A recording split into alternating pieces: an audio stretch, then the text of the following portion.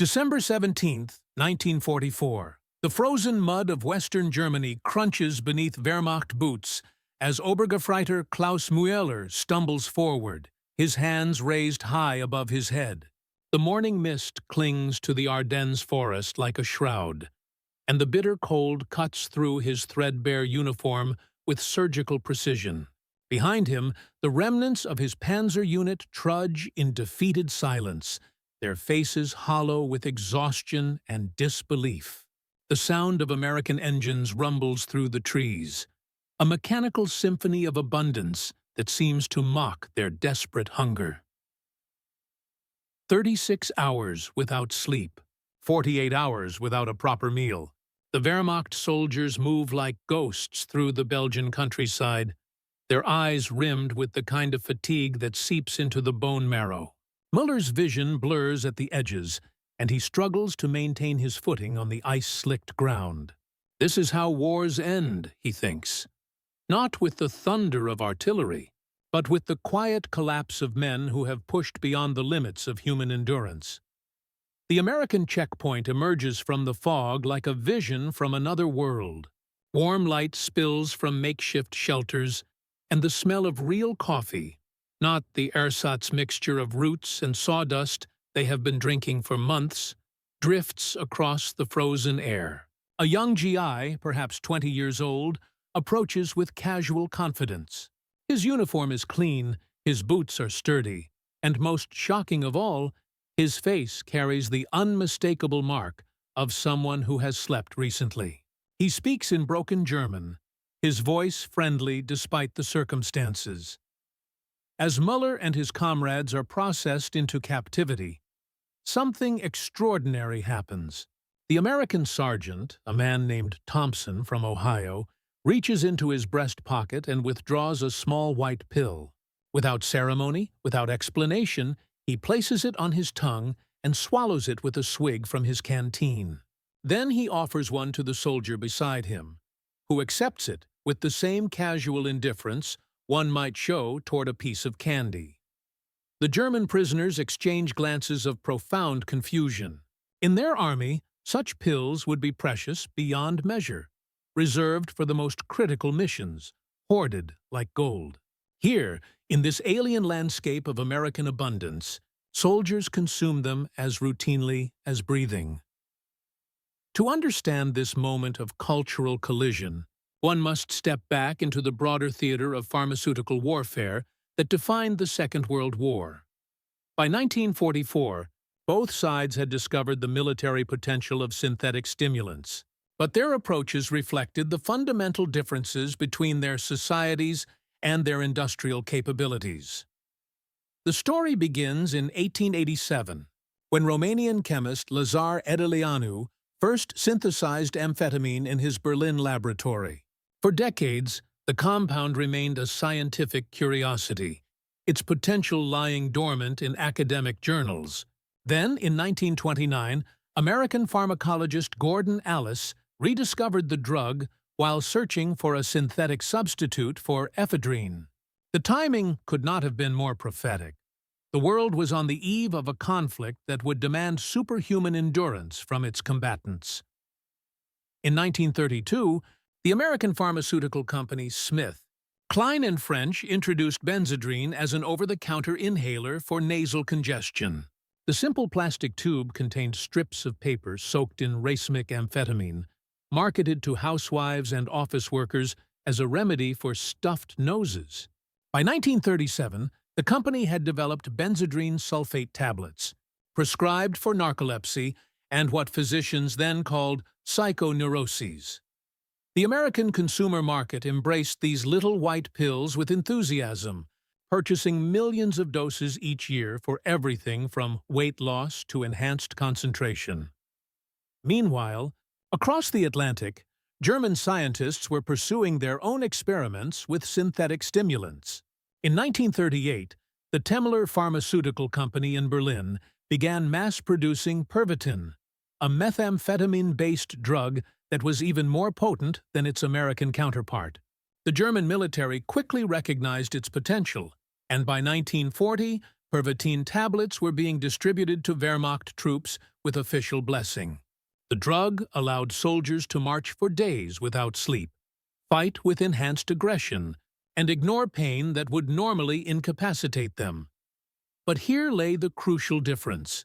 While Germany treated these stimulants as precious resources to be carefully rationed, America approached them with characteristic industrial abundance.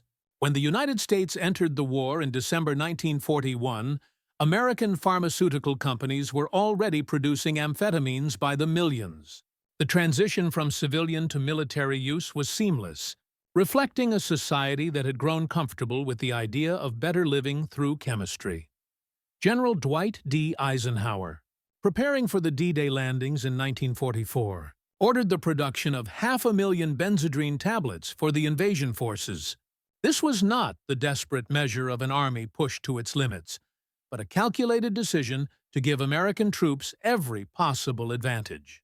The pills were distributed not just to special forces or elite units, but to ordinary GIs who would need to maintain peak alertness during the longest day of the war. The contrast with German practices could not have been more stark. By 1944, the Wehrmacht was running desperately short of Pervitin supplies.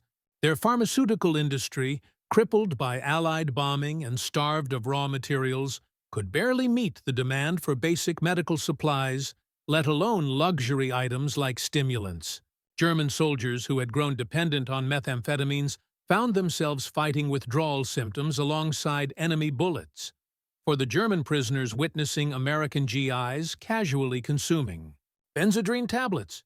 The scene represented everything they had been taught to despise about American society, yet everything they had come to secretly envy. These were not the decadent, weak-willed enemies that Nazi propaganda had promised. These were soldiers who possessed such material abundance that they could afford to give away stimulants as freely as cigarettes. Obergefreiter. Mueller watches in fascination as the American sergeant offers him a small white tablet. Through an interpreter, the GI explains that it will help him stay alert during the processing procedures. Mueller examines the pill carefully. It is perfectly manufactured, uniformly white, with crisp edges that speak of industrial precision. In his army, such pharmaceutical perfection was reserved for officers. Here, it was being offered to a prisoner by an enlisted man who seemed to carry dozens of them. The psychological impact of this moment extended far beyond the immediate shock of American generosity. For 3 years, German soldiers had been told that they were fighting a technologically inferior enemy whose industrial capacity was built on slave labor and Jewish capitalism. The reality they encountered was far different. An enemy whose production capabilities were so vast that they could afford to be casual about resources that Germans considered precious. The small white pill became a symbol of American industrial might as potent as any Sherman tank or P-51 Mustang.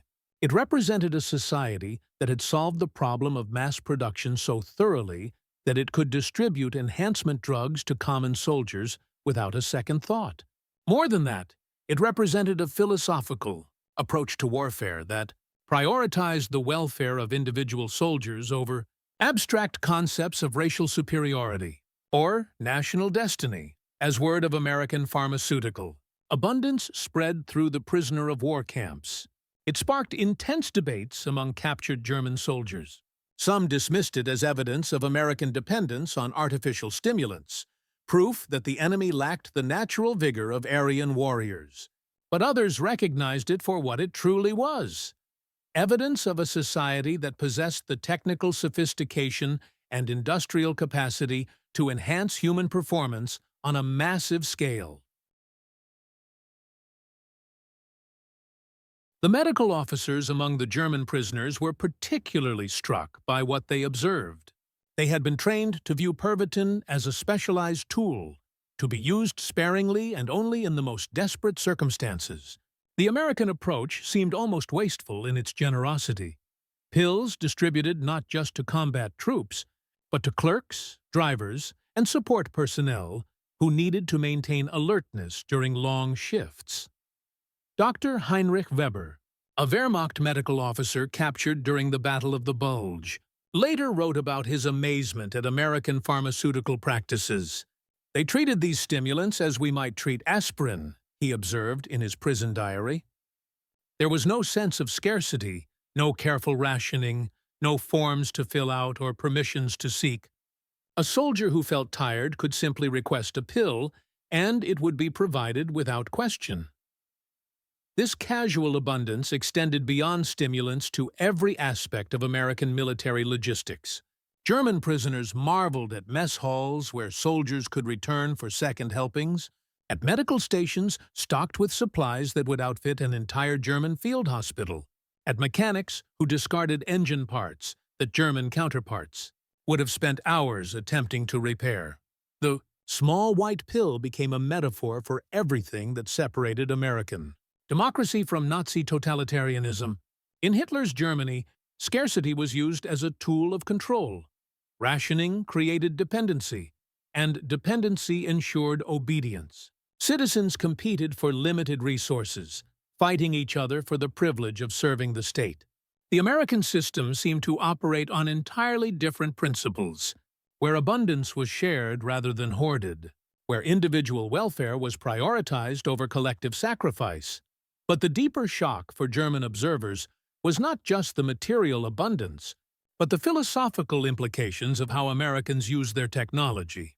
The Wehrmacht had employed Pervitin as a tool of coercion, forcing soldiers to fight beyond human endurance in service of an ideology that valued victory over individual survival.